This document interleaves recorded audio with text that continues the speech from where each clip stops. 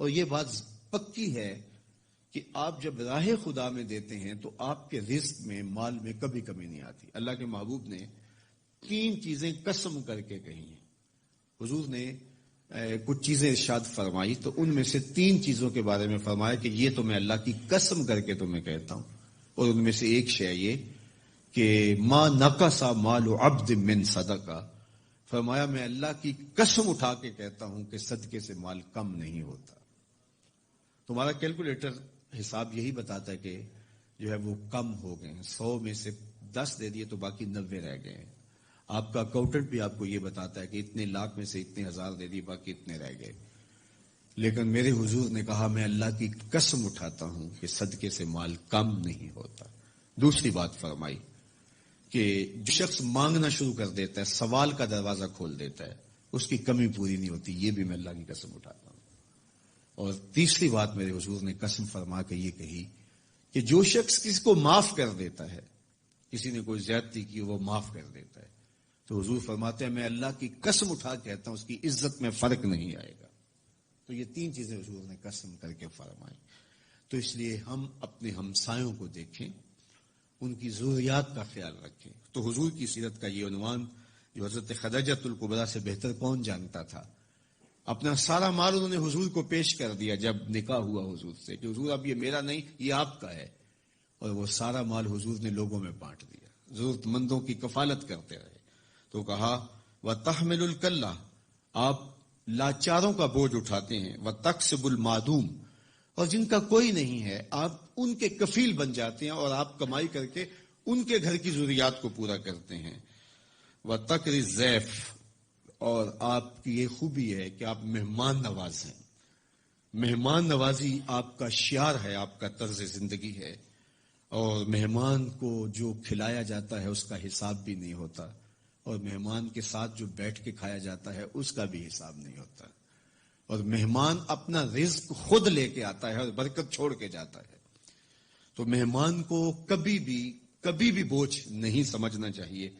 تو کہا کہ اور تیسری اور آخری بات فرمائی وَتَعِينُ عَلَى نَوَائِبِ الْحَقِّ، جو لوگ مشکلات میں پھنسے ہوتے ہیں، مصیبت میں پھنس جاتے ہیں، مسائل میں گھر جاتے ہیں، آپ ان کی مدد کرتے ہیں۔ ابھی حضور اعلان نبوت نہیں کیا، ابھی پہلی وحی نازل ہوئی ہے، تو حضور کی ماضی کی سیرت کو حضرت خدیجۃ الکبریٰ لوگوں کے سامنے رکھ رہی ہیں۔ آپ اس سے بھی پیچھے چلے جائیے۔ جب شب ابی طالب میں حضور کو حضور کے خاندان سمیت محصور کر دیا گیا، قریش مکہ نے حضور کو روکنے کے لیے بڑی کوششیں کی، لیکن حق کا یہ مسافر کبھی بھی رکنے والا نہیں تھا، بلکہ حضور کے چچا کو بلا کے کہا کہ اپنے بھتیجے سے پوچھو کہ تمہارا مسئلہ کیا ہے۔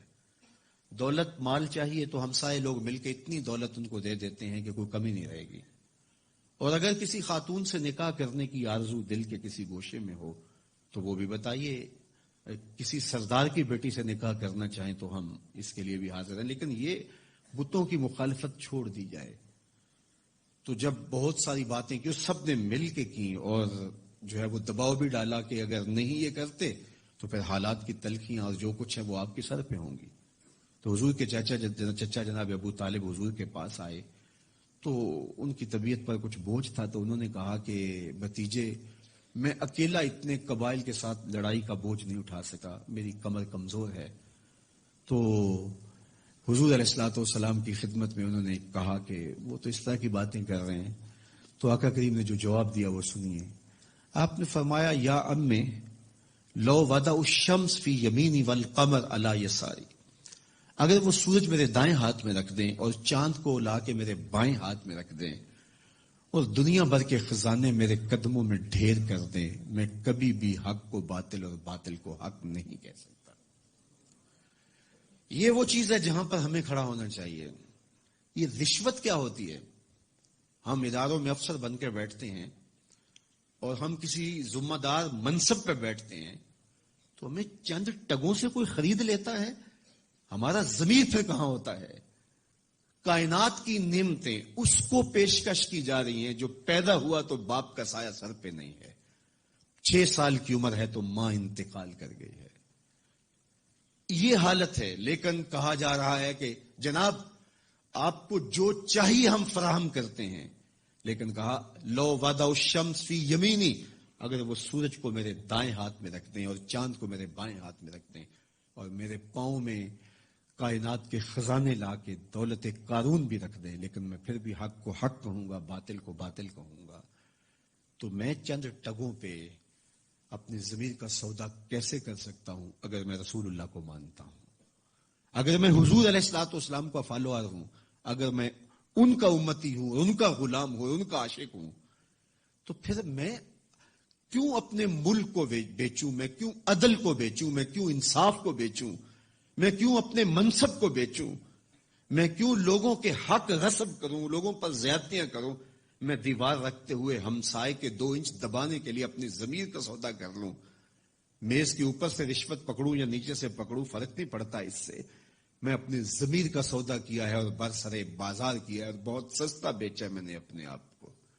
وہ کیا کسی نے کہا تھا کہ ہر دو عالم قیمت خود گفتائی، نرخ بالا کن کہ ارزانی ہنوز، 2 جہاں کو تو نے اپنی قیمت بتایا ہے، اپنا نرخ بتایا ہے کہ 2 جہاں میری قیمت لگتی ہے، کہا قیمت بڑا ابھی سستا بک رہا ہے، یہ ساری کائنات تیری قیمت لگا دی جائے لیکن تیری قیمت پھر بھی نہیں ہے اور تو سستا بک رہا ہے، نرخ بالا کن کہ ارزانی ہنوز، تیری قیمت جو ہے وہ یہ 2 جہاں نہیں ہے، تیری قیمت صرف تیرے رب کی رضا ہے۔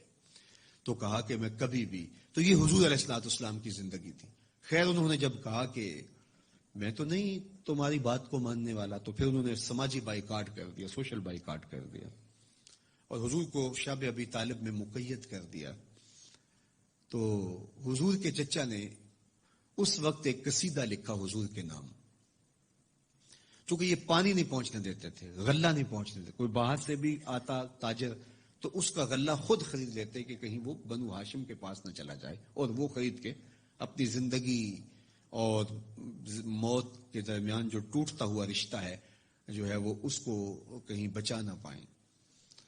تو حضور کے چچا نے ایک ماضی کا واقعہ قریش کو یاد دلایا اس قصیدے میں۔ ہوا اس طرح کہ حضور کی عمر تھی کوئی 9 سال یا 8 سال کہ مکے میں قحط پڑ گیا، تو حضور کے چچا کے پاس لوگ آئے کہ قحط پڑ گیا ہے اور آپ اولاد اسماعیل سے ہیں، تو اللہ کی بارگاہ میں دعا کیجئے کوئی بارش کے آثار پیدا ہوں اور کوئی سبزہ پیدا ہو۔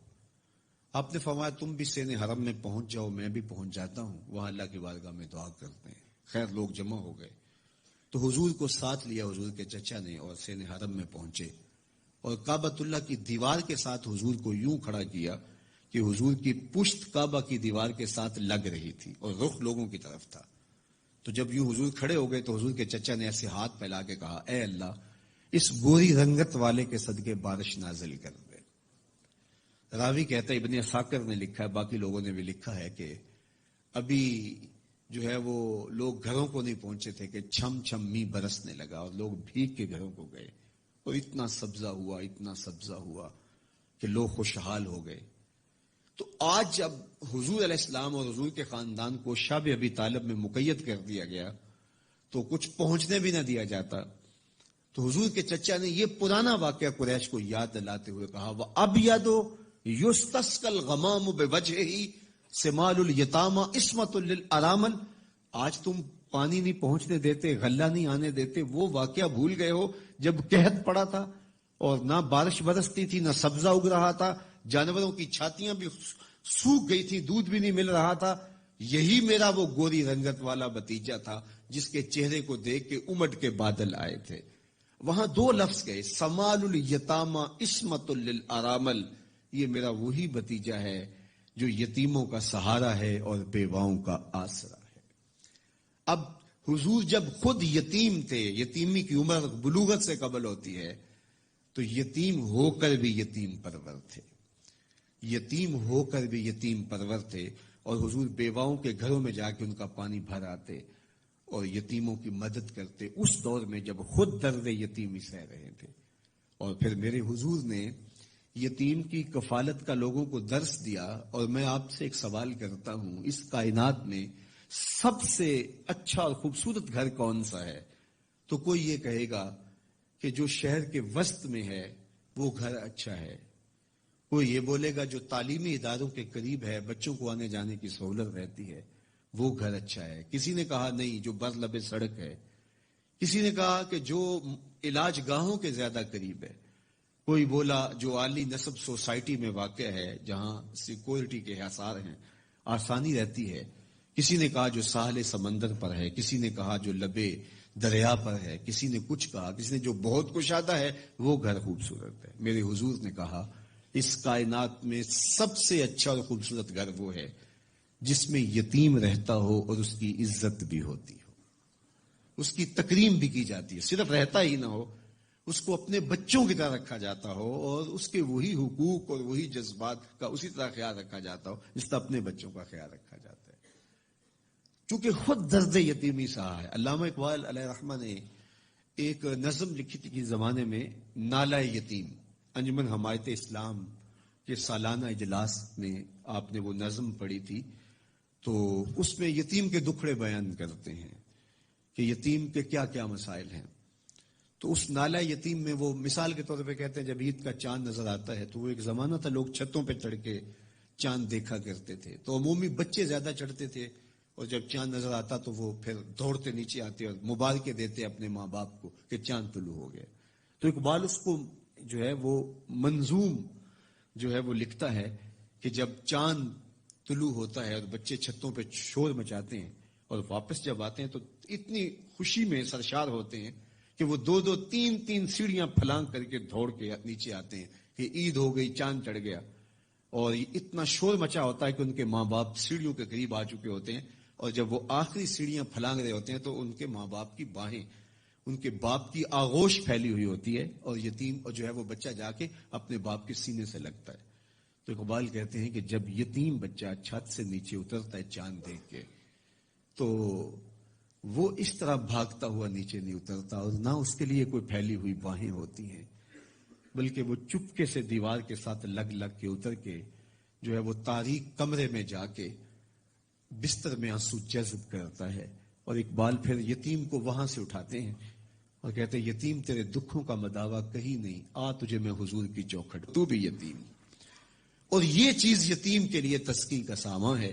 پھر امت سے میرے حضور مخاطب ہو کے کہتے ہیں، اقبال کا یہ تصور ہے کہ گر تم سمجھو تو 100 باتوں کی یہ ایک بات ہے، آبرو میری یتیمی کی تمہارے ہاتھ ہے، کہ اب تم نے یتیموں کی کفالت کرنی ہے۔ اور فرمایا آنا و کافل الیتیم کا ہاتین یوم القیامہ، میں اور یتیم کی کفالت کرنے والا قیامت کے دن اس طرح قریب ہوں گے جس طرح میری 2 انگلیاں قریب ہیں۔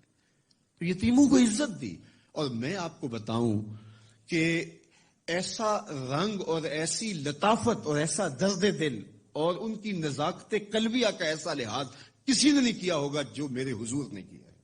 مجمع اصحاب تھا، ہجوم عاشقاں تھا، تو ایک شخص نے عرض کی حضور میرے لیے دعا کر دیجئے، میرا بچہ گم ہے، کئی دنوں سے مل نہیں رہا۔ قبل اس سے کہ دعا کے لیے ہاتھ اٹھتے اور اجابت کے سارے در کھل جاتے، مجلس میں موجود ایک شخص نے کھڑے ہو کے کہا حضور میں ابھی آیا ہوں فلاں باغ کے قریب سے گزر کے، اور میں نے بچوں کے ساتھ اس کے بیٹے کو کھیلتے ہوئے دیکھا ہے۔ جب باپ نے سنا کہ میرا بیٹا فلاں باغ میں ہے تو وہ دوڑ گیا، فرمایا اسے بلاؤ۔ بلایا گیا، بہت جلدی ہے؟ جی حضور آپ جانتے ہیں کہ باپ کے جذبات کیا ہوتے ہیں، 2-3 دن سے بچھڑا ہوں، آنکھیں ترس گئی ہیں، ممتا کی ماری ہوئی ماں الگ بے چین بے قرار ہے، میں چاہتا ہوں جلدی ملوں، آنکھیں ٹھنڈی کروں اور ماں کی گود تک اس کے بچے کو پہنچاؤں، اس نے نہ کچھ کھایا ہے نہ کچھ پیا ہے، اس کو قرار پہنچے۔ فرمایا ضرور جاؤ، میں تمہیں روکتا نہیں، روکنے کے لیے بلایا بھی نہیں، تمہارے جذبات سے بھی آگاہ ہوں، لیکن تمہیں بلایا ہے تو اس کا بھی ایک مقصد ہے۔ جی حضور ارشاد فرمائیے۔ فرمایا جب باغ کنارے جاؤ اور بچوں کے ساتھ اپنے بیٹے کو کھیلتا ہوا پاؤ تو اس کو بیٹا بیٹا کہہ کے آوازیں نہ دینے لگ جانا، اس کا نام لے کے پکارنا۔ عرض کی حضور وہ میرا بیٹا ہے، اگر بیٹا کہہ کے پکاروں تو حرج بھی کیا ہے؟ فرمایا تم نے نام بھی تو کوئی رکھا ہے، اس نام سے پکارنا۔ جی حضور آپ کا حکم، لیکن بیٹا کہہ کے کیوں نہ پکاروں؟ فرمایا تم نہیں جانتے، کئی دنوں سے بچھڑے ہوئے ہو، تمہارے لہجے میں بلا کا رس ہوگا، بڑی مٹھاس ہوگی، لہجے میں بہت شہد ٹپک رہا ہوگا، اور تم نہیں جانتے، ہو سکتا ہے ان کھیلنے والوں میں کوئی یتیم بھی کھیل رہا ہو، اور جب تم اپنے بیٹے کو بیٹا کہہ کے پکارو گے تو اس کا کلیجہ چر جائے گا، آج میرا باپ ہوتا تو مجھے بھی بیٹا کہہ کے پکارتا۔ تو کہا یہ شوق گھر جا کے پورا کر لینا، بچوں کے سامنے اپنے بیٹے کو بیٹا کہہ کے نہیں پکارنا۔ اس بات سے منع کیا گیا کہ بیوہ کے سامنے اپنی بیوی سے ملاطفت نہیں کرنی، اظہار محبت نہیں کرنا۔ اس بات سے منع کیا گیا کہ غریب کے سامنے اپنی دولت کی نمائش نہیں کرنی، بلکہ میرے حضور نے تو یہاں تک فرمایا کہ اپنے گوشت کی خوشبو سے غریب ہمسائے کو تکلیف نہ دو، یا تو تھوڑا پانی زیادہ ڈال لو، شوربے کی پیالی ہمسایوں کے گھر بھی بھیج دو، اور اگر ایسا نہیں کر سکتے تو ایسے زاویے میں، ایسے وقت میں کھانا پکاؤ کہ غریب کے بچوں تک مہک نہ پہنچ پائے۔ بچے تو بچے ہوتے ہیں، وہ ضد کر بیٹھے، غریب باپ ضد پوری نہ کر سکتا ہوا تو ان بلکتے بچوں کے آنسو کون پوچھے گا؟ وہ کیا کسی نے کہا تھا نا، دوپہر کو سلا دیتی ہے بچوں کو وہ اس ڈر سے گلی میں پھر کھلونے بیچنے والا نہ آ جائے۔ تو یہ تو ان لوگوں کے درد کو سمجھا جائے۔ ہمارے دیہاتوں میں ایک رسم چلتی ہے، رسم وکھالا، شاید آپ کے شہر میں نہ ہو اور اس کی کوئی اور صورت یہاں پائی جا رہی ہو۔ وہ یہ ہوتا ہے کہ جب ہم بیٹی کی شادی کرتے ہیں تو اس کو جو جہیز دینا ہوتا ہے وہ 4 پائیوں کے اوپر بچھا دیتے ہیں، اور ایک خاتون کو کہتے ہیں جاؤ پورے محلے کی خواتین کو بتاؤ کہ ہماری بیٹی کا جہیز دیکھ جائیں، اور پھر محلے کی ساری خواتین آتی ہیں اور وہ دیکھتی ہیں۔ اچھا، دیا تو ہم نے اپنی بیٹی کو ہے، محلے کی خواتین کو ہم کیوں دکھا رہے ہیں؟ صرف داد وصول کرنے کے لیے۔ کل چوپالوں میں تذکرے ہوں کہ واہ واہ سیٹھ صاحب نے، چودھری صاحب نے، خان صاحب نے، ملک صاحب نے کمال کر دی۔ چوپالوں پہ، بیٹھکوں میں باتیں ہوں، تندور پہ باتیں ہوں کہ واہ واہ کمال کر دی، فلاں خاتون نے تو حد کر دی۔ تم نے داد وصول کر لی، لوگوں نے بھی واہ واہ کہہ لیا، لیکن تم نے یہ نہ سوچا کہ تمہاری بیٹی کا جہیز دیکھنے کے لیے یہ 3 بچیاں بھی آئی، اس مزدور کی بیٹی بھی آئی جو بڑھاپے کے باوجود کلی والا ڈبہ اٹھا کے جا کے مزدوروں والے اڈے پہ بیٹھ جاتا ہے، اور اس کو بوڑھا سمجھ کے کوئی قبول نہیں کرتا، اور جوں جوں دھوپ چمکتی جاتی ہے اور دن چڑھتا جاتا ہے تو اس کا دل ڈول رہا ہوتا ہے، وہ آنے والوں سے چمٹ کے کہتا ہے مجھے 20 روپے 50 روپے کم دے دینا، مجھے لے جاؤ، لیکن اسے کمزور سمجھ کے کوئی ساتھ لے جانے کے لیے تیار نہیں ہوتا۔ تو پھر جب وہ واپس روٹی باندھے ہوئے ہاتھ میں ڈبہ اٹھائے واپس جاتا ہے تو کوئی جانتا ہے اس کے قدم کتنے بوجھل ہوتے ہیں؟ گھر کی دہلیز عبور کرنا پل صراط عبور کرنے کے مترادف ہوتا ہے اس کے لیے، اور اس کی بیٹیاں جو گھر میں دہلیز پہ بوڑھی ہو رہی ہیں اور انہیں صرف اس لیے قبول نہیں کیا جا رہا کہ وہ غریب کی بیٹیاں ہیں۔ آج جب اپنے باپ کو خالی آج بھی مزدوری کے بغیر آتا ہوا دیکھتے ہیں تو کوئی ان کے اندر کی گھٹن اور بے چینی کا اندازہ کر سکتا ہے؟ کوئی پیمانہ ہے آپ کے پاس جو اس کے درد کو ناپ سکے؟ تمہاری بیٹی کا جہیز اس مزدور کی بیٹیاں بھی دیکھنے آئیں، تم نے تو داد وصول کر لی، لیکن جو زخم ان کے کلیجے پہ لگے اس کا مداوع کس کے پاس ہے؟ تارا ٹوٹتا سب نے دیکھا، یہ نہ دیکھا ایک نے بھی، کس کی آنکھ سے آنسو ٹپکا، کس کا سہارا چھوٹ گیا۔ تو میرے حضور تو کس قدر نزاکت قلبیہ کا لحاظ رکھنے کی تلقین کرتے ہیں کہ اپنے گوشت کی خوشبو سے غریب ہمسائے کو بھی تکلیف نہ دو۔ سید سلیم گیلانی نے لکھا تھا کہ امیر آدمی آسائش نہ چھوڑے، نمائش چھوڑ دیں تو غریبوں کی جان سوکھی ہو سکتی ہے، لیکن ہم اپنا طرز عمل بدلنے کے لیے تیار نہیں ہوتے ہیں۔ آج جو ایلیٹ کلاس کا طرز زندگی ہے اس نے غریبوں کی زندگی کو اور اوکھا کر دیا ہے۔ میرے حضور کو میرے رب نے اختیار دیا کہ اگر آپ چاہیں تو یہ بتا مکہ سونے اور چاندی کا بن جائے اور آپ جس طرح چاہیں، لیکن حضور نے فرمایا نہیں کہ میں جو ہے وہ فقر کی زندگی کو اختیار کرتا ہوں۔ آج غریب حضور کو دیکھ کر کے ایک تسکین پا جاتا ہے، اور اگر حضور کی سیرت کا یہ عنوان ہمارے سامنے نہ ہوتا تو پھر بتائیے آج غریب کے لیے جائے امان کہاں ہوتی؟ میرے حضور نے غریب کو ان کے دکھ مٹانے کے لیے ایک جملہ ارشاد کیا، سنیے ذرا، کیا حکمت والے نبی ہیں۔ فرمایا کہ جو اللہ کے دیے گئے تھوڑے رزق پہ راضی ہو گیا، جو اللہ کی طرف سے دیے گئے تھوڑے رزق پہ راضی ہو گیا، اللہ قیامت کے دن اس کے تھوڑے عملوں پہ راضی ہو جائے گا۔ کتنا بڑا سہارا ہے، کتنا بڑا آسرا ہے۔ اور اس کا جو ہے رخ، دوسرا رخ کیا ہے؟ جو اللہ کے زیادہ دیے پر بھی راضی نہ ہوا تو پھر وہ سوچے کہ وہ کہاں کھڑا ہے۔ یعنی میں اور آپ ہم دیکھیں کہ ایک طرف جو اللہ کے دیے گئے تھوڑے رزق پہ راضی ہو گیا، اللہ قیامت کے دن اس کے تھوڑے عملوں پہ راضی ہو جائے گا، کہ میرے بندے تجھے ضرورت تھی، تو پھر بھی میرے پہ راضی ہو گیا. تجھے بچوں کے لیے فیس چاہیے تھی، تجھے سر چھپانے کے لیے مکان چاہیے تھا، تجھے 3 وقت کا کھانا چاہیے تھا، تجھے بیمار بچوں کے لیے دوا چاہیے تھی، لیکن تو پھر بھی راضی ہو گیا کہ میرے مالک نے مجھے جس حالت میں رکھا ہے میں واہ واہ خوش ہوں. تو جو اللہ کے دیے تھوڑے رزق پہ راضی ہو گیا، اس کو تو ضرورت تھی پھر بھی راضی ہو گیا.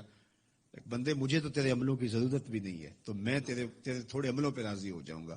اور دوسرا پہلو کیا، جو اللہ کے دیے زیادہ رزق پہ بھی راضی نہیں ہوا، ہر وقت ناشکری ناشکری ناشکری، تو پھر وہ دیکھے کہ قیامت کے دن اس کو کتنے سخت حساب سے گزرنا ہوگا.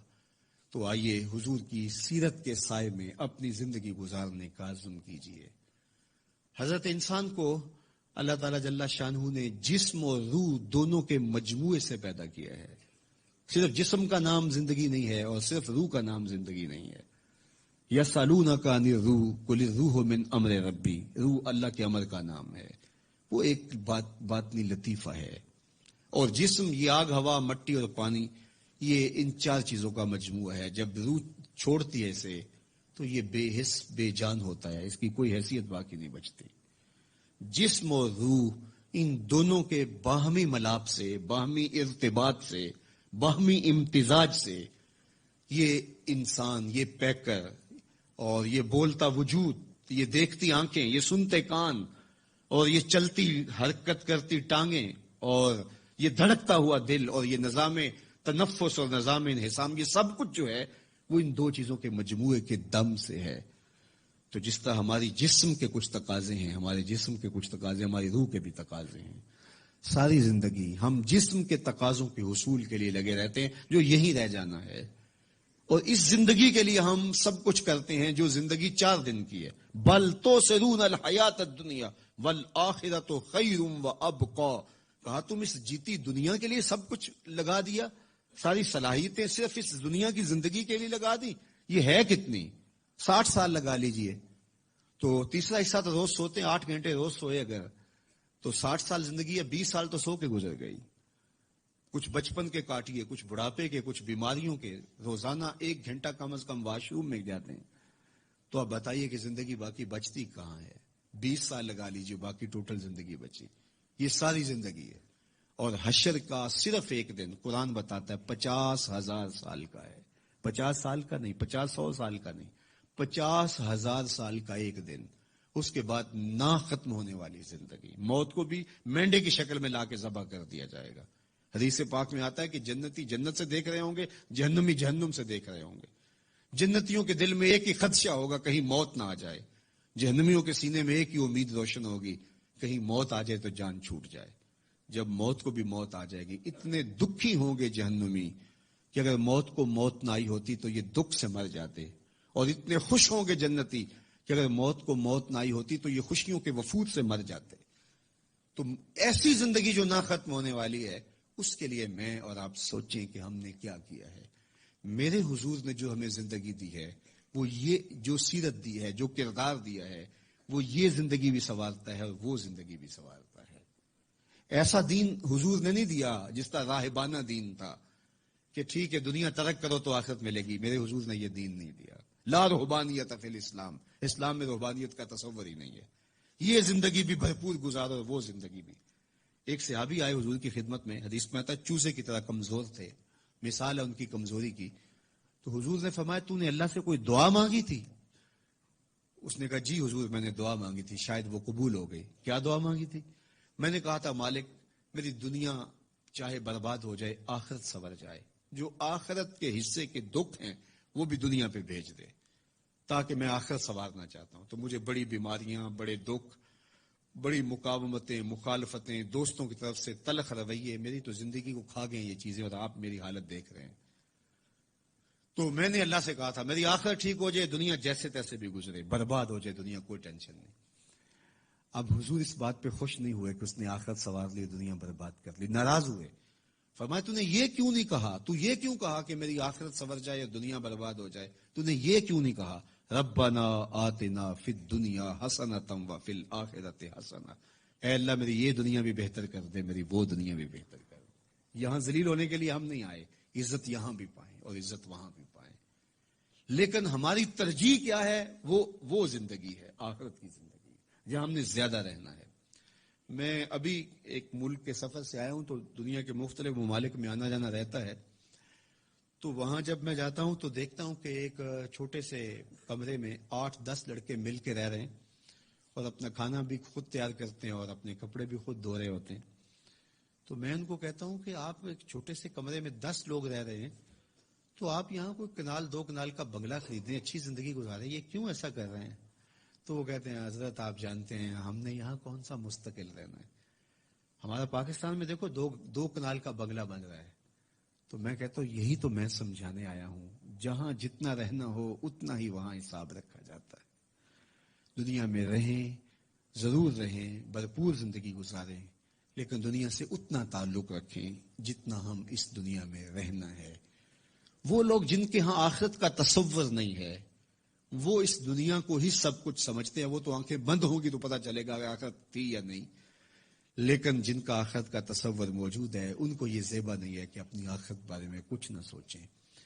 تو اللہ مجھے آپ کو حضور کی سیرت کے سانچے میں زندگیاں ڈھال دینے کی توفیق عطا کرے، اور حضور کا پیار ہماری روحوں میں اتار دے، ان کے بتائے ہوئے طریقے ہم اختیار کریں۔